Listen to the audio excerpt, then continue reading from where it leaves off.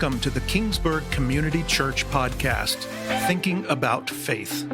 We pray that this podcast helps you deepen your faith in God and stir some inner thoughts about the Christian life. Hi, everyone. This is Pastor Ed. Welcome to another version of the KCC podcast, Thinking About Faith. We're continuing our investigation of the more recent history of KCC, the history that Holly Sonksen and I were a part of. So Holly's with me again. Hi, Holly. Hi. And she'll be with me for at least another couple of weeks as we kind of review the part of church history that we know about, and we don't have to research because we were actually there. I came to KCC, well, it was then the Kingsburg United Methodist Church, in 1991. I had been 6 years as an associate pastor at St. Luke's United Methodist in Fresno, where I worked for Al Vomstig, who was just a legendary biblical pastor. Learned everything that I know about being a pastor from him. And then I was super surprised in 1991 because, Ben was only 7 months old. We had bought a house in Fresno, and I got a call from the district superintendent. That's how the Methodist Church does it. It's kind of like being in the Army. You go where they tell you to go. She did say, the district superintendent, Jacqueline Meadows, she did say, Ed, you can tell me no once, but then I don't feel any obligation to move you to someplace as good as what I'm offering you today. And so she said, and this is kind of how they did it. So you need to talk to your wife, and I'll call back at 8 o'clock tomorrow morning. This was like 5 o'clock in the evening.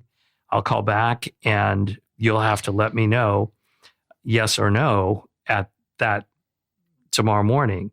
And it was quite a shock. It was unexpected. And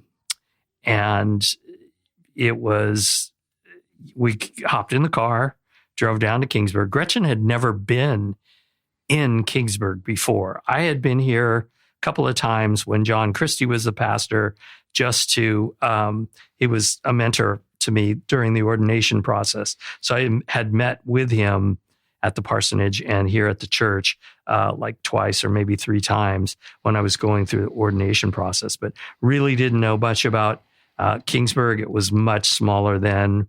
We got here and there was McDonald's and the Snow White Drive-In and nothing else. And I remember going into the Town and Country Market, and it just was very small.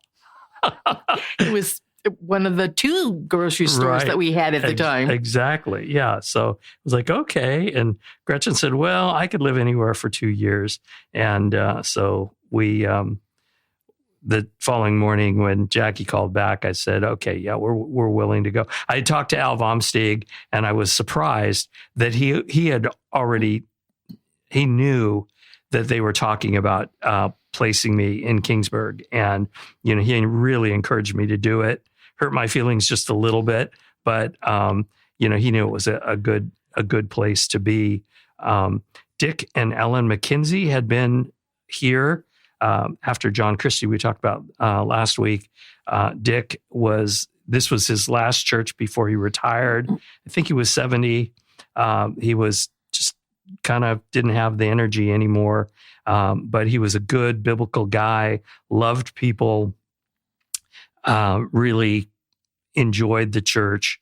And so he was very easy to follow. Tell me about your impressions of the church when you came in 1990 and when I came in 1991.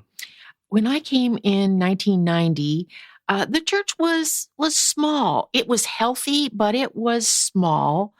The McKenzies, Ellen led the children. Dick, because he was just about to retire, you could tell.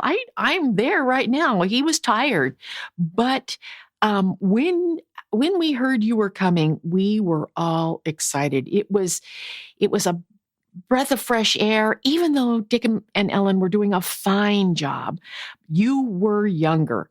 And we all knew that a younger pastor would bring some excitement and some new things to the church. When you arrived, the church was healthy. Like I said, it was small. Ellen had stepped back in 1990, about the same time that I came on in the office. And Susan Bergstrom had stepped up to lead the children's Sunday school. Daryl and I, at that time, along with other young family volunteers, taught Sunday school. And I believe that Susan was probably your first hire as the new Kingsburg United Methodist pastor. You brought her on as the children's ministry director.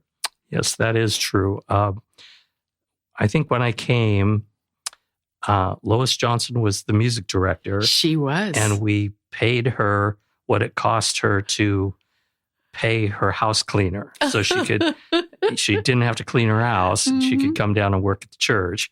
That was a great deal for us. Absolutely. And you were part-time. Doug White was a part-time custodian. And that was about it. And I do remember Susan, I think she had just gotten her teaching credential. Anyway, I heard that she was doing substitute teaching across the street at Washington.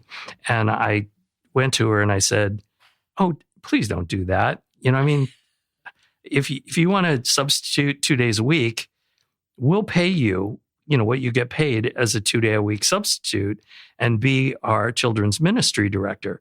And she was excited about that until the schools finally stole her away from us a little later. But that was really, really great because the kids all loved her. She had really good ideas. She had grown up at Selma First Baptist, so she had a really strong idea of what Sunday school should be. Of course, she had kids. Her kids were in the children's program, so she had skin in the game. So yeah, that was a great hire. She really did bring energy to that position as a young mom. She really, Ellen's perspective was almost grandmotherish, which was great and wonderful. But Susan was hands-on and really, I grew that by that Sunday school. She did. In fact, I remember when I first came here, it was the tradition going back to ages immemorial that the Methodist Church would take the summer off from Sunday school. I think it went back to the agriculture days when, people came to church, but it was only an hour because they had to go out in the fields and work the fields. And I had never ever heard of a church that took the summer off. And so I came in beginning of July, so there was no Sunday school until Labor Day. And I remember that the following year, sometime around March or April, I went to Susan and said, I really want to continue doing some Sunday school during the summer. And she was all for it. So I went to the administrative council and there was some skepticism, Pastor, we've never done it. I'm not sure that, we don't want to hurt your feelings, but nobody, maybe that nobody will show up. And I remember laughing and said, well, there'll at least be 3 because Gretchen and I and Ben will be here and you're welcome to join us. And I think that first summer, we averaged about 20, 10 kids and 10 adults. I remember that. I'd completely forgotten until you just reminded me, but that is true. We took the summer off. Who knows, like I said, probably agricultural, but we were not so much an agricultural church back then. So it really made all the sense in the world to continue year-round. Exactly. And so, yeah, that was really good. Of course, when I came here, again, I think the year before I came, the average in worship was 135. So it was a much, much smaller church, but there were some really bright spots. Yes. And fortunately, I had been a pastor long enough under a guy who was a great pastor. And one of the things he always taught me was, find the glowing coals and put more wood on those and blow like crazy. Find what's good, and instead of coming in with your own ideas, how to make it the greatest church in the world, find what's already going well and blow on those coals. And again, small church, but the music at the church was, for our size, was really pretty high quality. It was incredible Mhm. high quality. Right. Lois Johnson led the choir at the time, and she had been preceded by great people. Right. But Mhm. her energy, her Right. influence Yeah. really Well, and made she was things- a bridge person, because that was maybe a little earlier. In the 80s, there were the worship wars within churches, where some people wanted, drums and guitars, and some people wanted the organ and hymns. And a lot of times in some churches, people were not nice to each other when it came to music preferences. And Lois had been a music teacher. She played every instrument in the band, but she was highly respected by the hymns and organ people, but yet her daughter Donna and son-in-law, they really loved the contemporary Christian music that was coming out of the Jesus movement, and Robert was a bass player, and so she saw that the young people were really wanting new music, and so she would have the choir do arrangements of contemporary songs, and people loved them. People loved it. People loved them. The Lord liveth, and blessed be the rock, and let the God of my salvation be exalted. I mean, it was upbeat. It was fast. Everybody in the congregation would clap along. Yes. At the Which end, there'd be for that time, Stoic Swedish. Yes. And it was. I remember in the beginning, the back of the sanctuary would be full of Mhm. people, Mhm. and I say full with let's say 100 people in mind, but they didn't sing out. They Right. didn't clap their hands. They didn't raise their hands. Right. Yeah. Very stoic. Yeah. Yeah. It was a generational Yeah, thing. Yeah. But Lois was just a pivotal person, where she could make choir music fun, and it appealed to people. And she was very, and of course, she and Lowell were super significant in terms of leadership, people in the church. When they would say something, they never had to twist anybody's arm. They would just say something quietly, Yeah. and people would say, "Oh, yeah, that's probably a good idea." It sort was of the thing. influence that had Mhm. been built over years. Right. She was trusted Uh-huh. by men and women. Mm-hmm. Yeah, yeah. So, she was a gift to me. And I remember very early on seeing not just that the choir was really good for a church the size that we were, but as I was getting to know the choir people, she had a lot of people who needed extra grace. And that choir was a place where people who had been wounded were cared for and prayed for Yes. and loved. Yes. And, there were enough people who were, solid, their lives were working and what have you. So they weren't going to capsize by the need, but there were a number of people in the choir who needed a little extra grace. And it was a place, Emily Payne, Mhm. great pianist who Lois recruited just in her day. She was a famous pianist in California. Isn't that remarkable? But she had remarkable tragedy in her Yeah. life, and Yeah. Lois somehow found her and brought her to KCC, and she ended up giving us her piano when she died, because right. she just loved it. I just remember watching her play and the energy right. that it took to put into the piece that she was playing. Her face would become flushed, Right. and I would think she was probably sweating because she was just putting her all Yeah. into that piece. Yeah. So even though, I think personally, our generation, we were more leaning toward contemporary Christian music, you're not going to put out the flame of the most exciting, healthy thing in your church. So I do remember going to Lois and saying, just tell me what you need. Tell me whatever you need, because this is a great thing. And you remember the variety shows that we used to do as well. They started actually, I think, if I remember correctly, as talent shows in the basement. And of course, you can only put so many people down there. But when you came, there was a transition. Right. Yeah. Lois made that transition by asking you to be a part of that variety show. It was Frank, Giannis, yes, and me.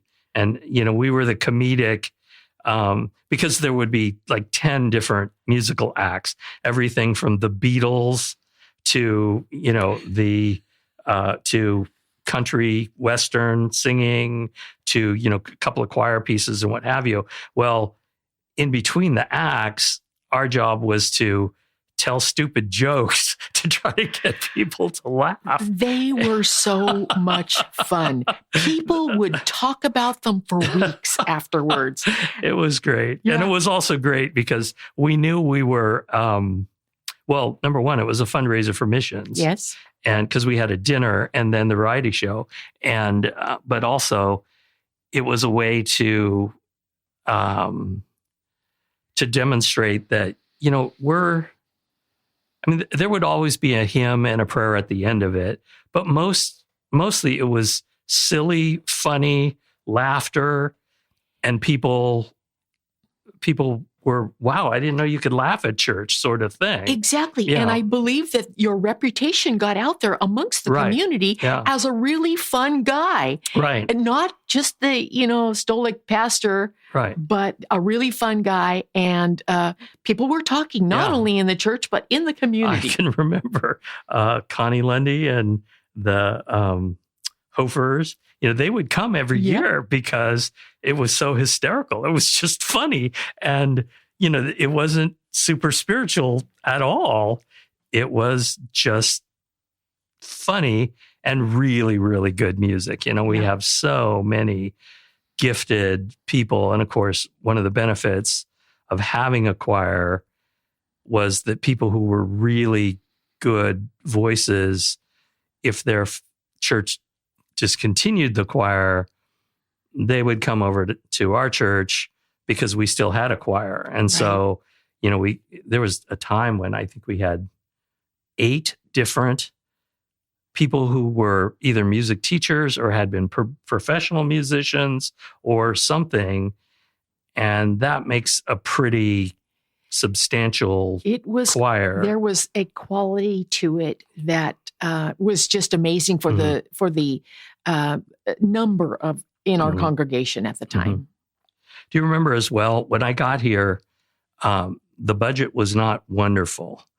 And the women's organization, the UMW, every year they would have this mammoth, was it a rummage sale? Rummage sale. Yeah, and they would literally fill 2 big Sunday school rooms for a month with stuff. And they had been doing that for years. Yeah, and it was a great thing because if there was ever something like major, we needed a new air conditioner or something like that, it wasn't in the budget, they would buy those things. They were amazing then. You're absolutely right. They were sort of a glue that held us together during those really rough and tough times. Yeah. But at the same time, they noticed things. They noticed that things need to be fixed or redone. Yeah. And they were willing to help us pay for it. Which is why the first thing I remember doing to the facility was the women's restroom, because I guess I had been here for 6 months and I never go into the women's restroom. Why would I ever do that? And for some reason I went in there and I remember Elizabeth Nelson was in the upstairs kitchen with someone else, and they asked me to go in and look at something that was not good in the women's restroom. So I went in there and I came back out and I said, Elizabeth, what the heck is going on in the women's restroom? It looks horrible in there. And she said, don't get me started. If you knew Liz, Yeah. she was like, don't Two get stalls, wooden, Right. homemade wooden stalls. Big, ugly, cobwebby, sun Yeah. roof thing Yeah. up there with a broken fan that made too much. It was just, it reminded me of a bathroom in a gas station Yeah. back in the day. And then that's when they started saying, oh yeah, we don't use the restroom here. We either use the one in the sanctuary or we go home. Nobody uses the restroom here. And I was like, wait a minute. Yeah. We can't, if you're going to turn off young families, have a dirty, ugly restroom. And, Yeah. restrooms matter to women. And it was odd because the men's actually was nicer than the women's back then, but it was no great thing either. And so Wally Engstrom was the chair of the board of trustees, and he and I put together a plan. I think it was supposed to cost $12,000. It costed close to $30,000 by the time it was done, because we found out that the roof was not supported the way it was supposed to be. And it was very expensive. But by the time it was done, it looked so good. so Nobody appreciated. complained. Yeah, nobody complained. No. There was a new baby room, changing room for the babies. And Well, a handicap stall. right, a handicap I do not stall. believe there was one in that original bathroom. Exactly. Yeah. So it was very necessary. And we kind of started with that. But as I recall, the facility just was not, they weren't going to let the roof leak, but there just wasn't funds in the budget to really change things until we decided that we needed to remodel the sanctuary. Do you remember what year that was? That was 1996. 96. So I'd been here for 5 years, and that was a major, major thing. Yep. Tell me about the old sanctuary. The old sanctuary was probably had looked the way it looked when you came: red carpet and yellow pew cushions, kind of a yellowish tone to the paint on the walls. There were ceiling fans. It was a sanctuary that you could see they tried to work on, but without the funds, it was impossible. But it just needed to be redone. The sanctuary, the altar area, the choir area, all were improved during that 1996 sanctuary remodel. The choir loft was enlarged. The altar area was remodeled so that it was more accessible. We used to have those communion rails up front. Nobody used them, but they had been there since the beginning, let's just say. And no one ever, we just walked around them. Mm-hmm. That's what we did. Right. Yeah. It was definitely, I remember my first impression when I went in the sanctuary the first time was, oh my, this looks like Band-Aids on top of Band-Aids. Yeah. And it just didn't look very good. And I can remember Al Vomsteeg saying to his trustees, we're not trying to, when we were doing something in the sanctuary at St. Luke's, he said, we're not trying to be extravagant or anything like this, but we want to make our sanctuary look as good as your living room, because your living room is where you entertain your guests. And look at the sanctuary. Would you be okay with that? Chipping paint and stains on the ceiling, and the light levels were so low when we got the engineers to come in and take the light levels back under the balcony. The light it almost didn't register on the light meter, so it was just the light that was coming through the stained glass windows. So that was a huge project. It was, I think we were out of the sanctuary for about 6 months. And so we had to meet in the social hall And in order to fit in the social hall, we went to 2 services because there's just no way we were going to all fit with one service. So we started doing 2 services.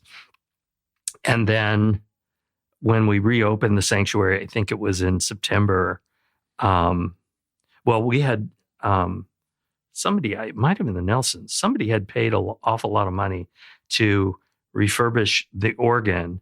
And so I remember we had a new, like a rededication concert for the organ, and it was pretty awesome. And we just kept having 2 services from then on. Yeah. And that moment in time was really a fundamental, because one, we did split into the 2 services. We changed our time.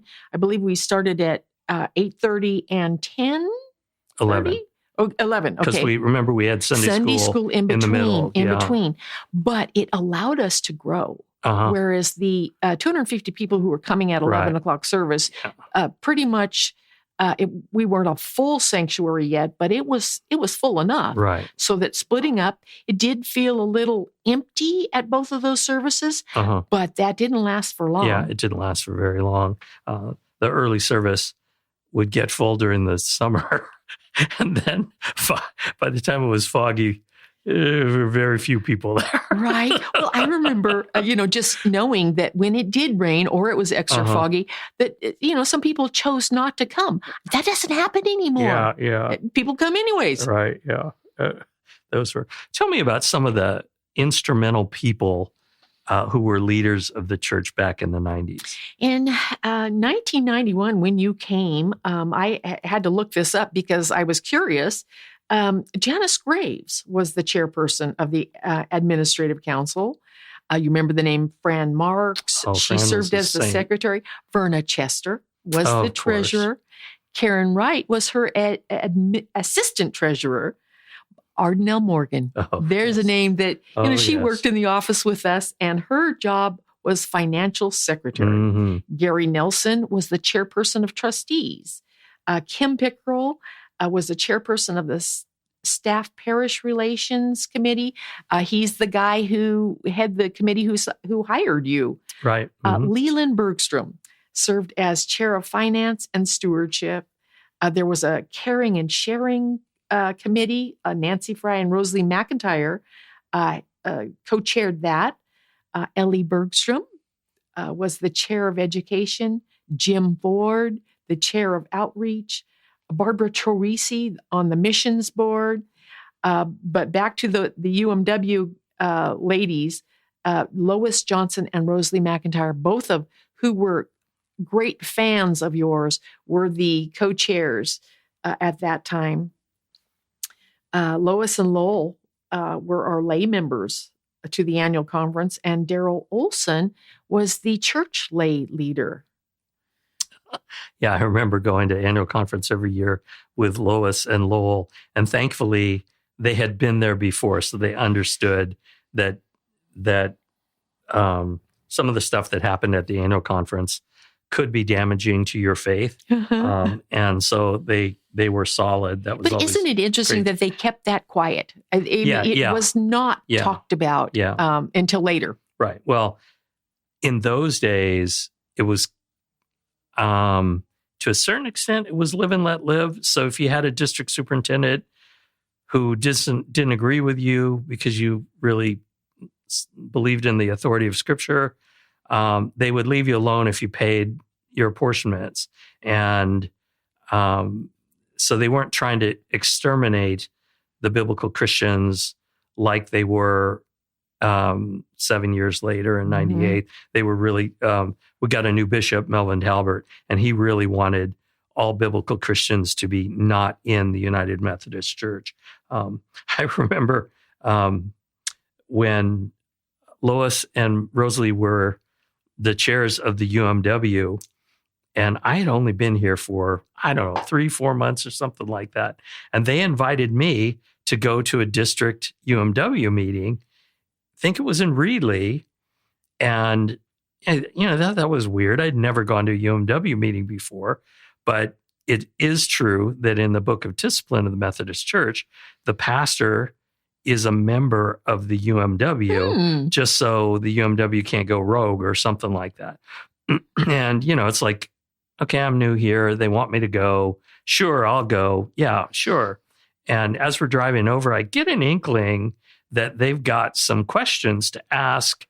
The conference chair of the UMW had come down from Modesto and was going to be there, and the district chair was there, and they had some questions. I imagine they got it from Good News Magazine, which was a magazine for biblical Christians coming out of Asbury Seminary, I think. And so they had all these questions, and I didn't know this, but they wanted me to back them up. And so we get there, and they start asking these questions. And it was about the reading list for the UMW. And they were saying, we can't ask our women to buy these books or read these books. We don't believe in any of these books. And, of course, it was a very social justice agenda. Yeah. It was very much sexual liberation sort of thing. It was very much, we need to move on from biblical morality and create our own morality and, that sort of thing. And they had actually read the books. Lois and Rosalie had read the books. So they were quoting from some of these books, and it was very hot. And I remember the conference chair looking at me like, you put these women up to this. And I'm like, I had no idea they were going to do that. Right.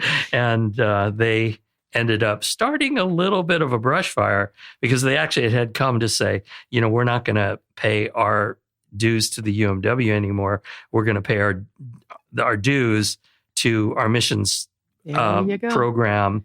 And slowly but surely, there were There were a couple of other churches that were saying, we may have to do that same thing as well. And it was like a little bit of rebellion there. And actually, I shouldn't be surprised because now looking back on it, when Jacqueline Meadows was the district superintendent, when she put me in Kingsburg already had a reputation of being a little willing to question the authority of the conference. For us.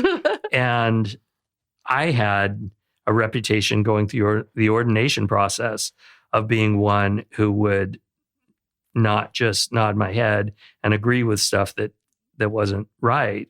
And I think that Jackie kind of felt like, well, I'll put a troublesome pastor with a troublesome church and then I'll kill two birds with one stone. And it kind of backfired on her, I guess. We'll be talking about that next week. All right. Do you remember when it was announced? Did you know, you were the secretary in the church office, did you know that I had met with the staff parish committee earlier? I don't recall what I knew. Somehow I understood that you were coming. So I don't recall exactly what it was. Maybe Pastor Dick had told me. I just don't recall that. But yes, we knew you were coming. It wasn't totally, I mean, they always try and make it hush-hush, don't tell anybody, sort of thing. But at the same time, it wasn't quite that unknown. I some of the guys because back in John Christie's days, I was doing youth ministry and college ministry at St. Luke's, and we had a couple of football games against the guys from Kingsburg, and they just demolished us. I remember Mike Fry was the quarterback, and he just destroyed. I don't know that we even scored. And so I knew some of the guys. Obviously, I knew Dick, and I'd known John Christie, and so it wasn't total unknown. Although when it was the way they did it. So we, Gretchen and I drove down here, and she said, get here at 7:30. So we did. And she said, have your wife stay in the car and you come on in. So I came on in, and she was waiting for me, and came in, and they asked some questions, and there were just a couple of things that I wanted to put on the table. And like, for example, I said, how would you feel about renting out the parsonage if Gretchen and I, if it's a good fit, if we decide to buy a house here? And they were all for that because, if you buy a house here, you're going to stay longer. And it just makes a lot of sense. Yeah. And Dick had retired after living in parsonage his entire career. Yes. And he moved into a mobile home up in Crescent City because that's all he could afford. That's all he could afford. They didn't have any equity. So it was like, no, we want to do that. Yeah. And of course, Gretchen was working at Children's Hospital. Ben was 7 months old. So it worked well. She could keep her job. Karen Wright, Devin was a couple of days older than Ben, I think. Right. And so Karen would take care of Ben and Devin. And so it really worked out well. You have here the people who were on the staff parish committee. So Kim Pickrell was the chair, Ann and Charlie Moore, Christy Horseman, Lowell Johnson, Bob Graves, Marion Jensen, Cal Law, Fran Marks, Sandy Helm. Great people. They were really, really great people. And we are so glad they hired you. Yeah. And at that time, we owned a parsonage on the corner of 14th and Winter, ginormous building. And I think it had 4 bedrooms or something like that. So it was way more space than we needed, but it was fine. And we lived there for 9 or 10 months. And then we bought where we are now. Yes. And Terry Horseman built the house that it was sitting empty. And so we went, and it worked out well. When I came in 1991, there were no traffic lights in Kingsburg. There were a couple of stop signs, but not many of those. Right. You know what? Again, there's that 1990s switch that happened. You came. We've got our first traffic light. Right. It was a big deal. Yeah, it was a real big deal, and some people didn't like it, but it was it was the first of many. Let's just say. Well, to cross Sierra was taking your life into your own hands before those traffic lights. Yep. Yeah, and of course the cotton gin was down, where Walgreens is now, and the Acadian Winery was where Save Mart was, and where T-Mobile is, that was a Kmart, but that didn't come in until we had been here 2000s? for something like that. Yeah. And so, that the whole west side of town, there wasn't much on the west side of town until then. And so it's grown. Of course, it's really been fun to see the town grow. And, of course, growth was always good for our church because I think it just was easier for people who were new to town and didn't necessarily have connections with family that went back 3 generations. I mean, we certainly had family that went back lots of generations. We always attracted people, teachers. We've always had a lot of teachers. Mm-hmm. And because of that, I think students came to our youth groups, that sort of thing. We were, I believe, an attractive church. People were nice. Yeah. And that's not always true of every person in a church.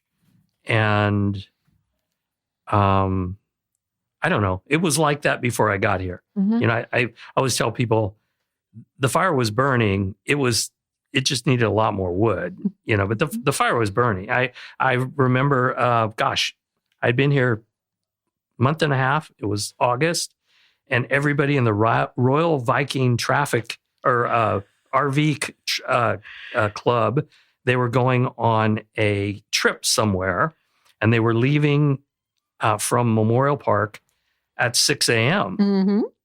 And Lois had said, "Oh, I'm so sorry. We're not going to be here on Sunday, and so don't feel bad. But there are a lot of the church is going to be down, and it would be like down by 30 people. It was amazing. We could all tell when they were gone. Right, exactly. And she apologized beforehand. It's not you, Pastor. We got this trailer club, and people don't want to come back, for church and what have you. Although very soon, Lois and Lowell would leave a day early and come back for church on Sunday because they didn't want to miss. But I remember I thought, well, if they're leaving on Thursday at 6 or something like that, I'll just get up early and go down the park and have prayer with them. And they were stunned. It was like, what are you doing here? I was like,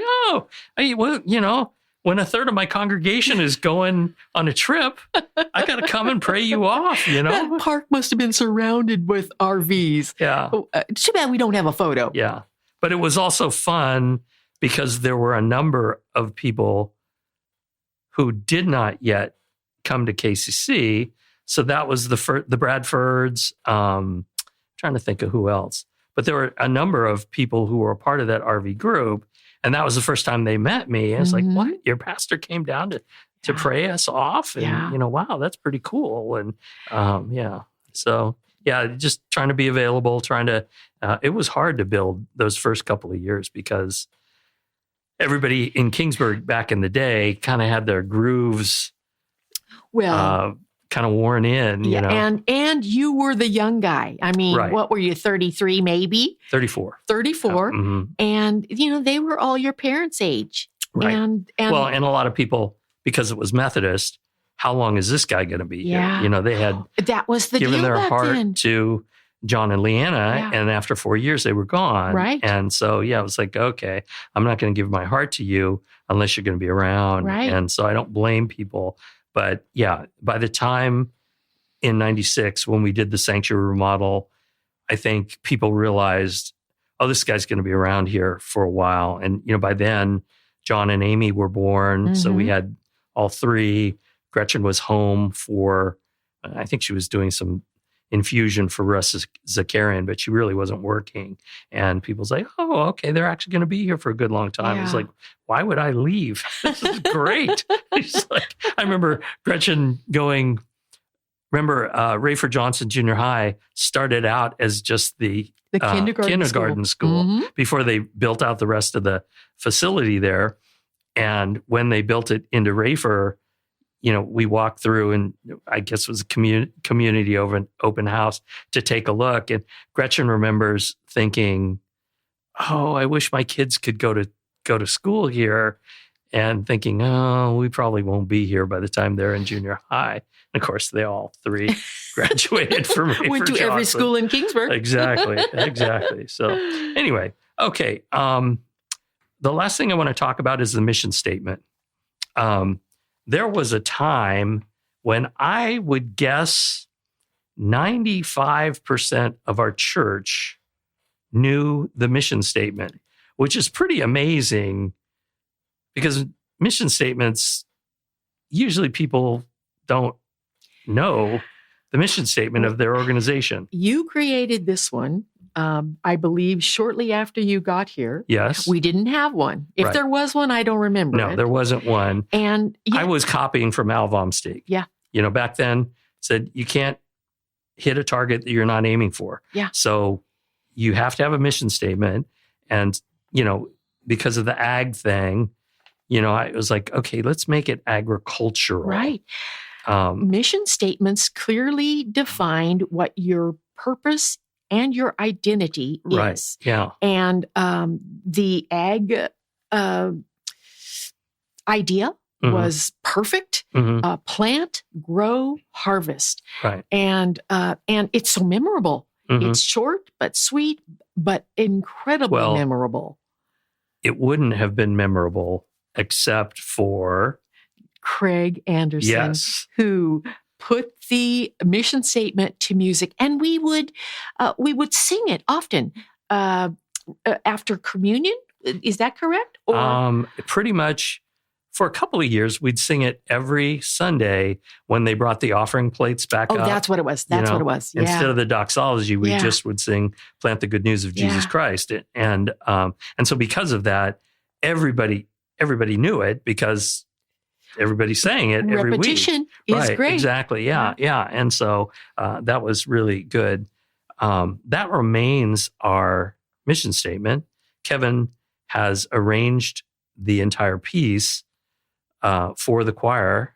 And that is, it's just wonderful to have that continuing to be front of mind for people, that what we're about is not taking care of people who are already believers.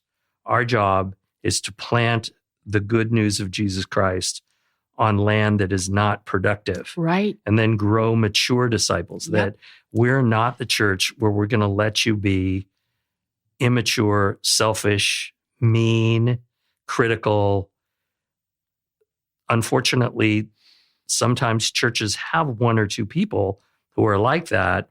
And because nobody wants to hold anybody accountable, those people can kind of run roughshod. Yeah. But that's not what we hold people to, that idea of going on to perfection, John Wesley would say, and then to harvest the fruit of the Spirit for the needs of the world. And fruit of the Spirit in Galatians 5:22, love, joy, peace, patience, kindness, goodness, faithfulness, gentleness, and self-control. Against such things there is no law. So because of that, I was just thinking about this yesterday when we were talking about the Czech mission. Why do we go? We go because Jesus commanded us that we're supposed to love everybody. About 50% of the people at Czech camp are not Christians, and they're not really interested in becoming Christians. But they sure like being loved by Christians. Yeah. And you never know in later life when somebody is going to say, okay, those people were either wacky or they were onto something because they loved people who didn't agree with them. It's planting a seed. Right. Plant. Exactly. Yeah, exactly. So that's what we're about, harvesting the fruit of the Spirit for the needs of the world. And that continues to be the heart of KCC. And of course, it also fits with the Great Commission and taking seriously the idea that either you pray, go, or send. And that's everybody in the church is responsible for that. All right. Well, that's all we have for this week. I think we went a little long, but anyway, we'll talk a little bit next week about the decision to leave the United Methodist Church and how KCC came to be.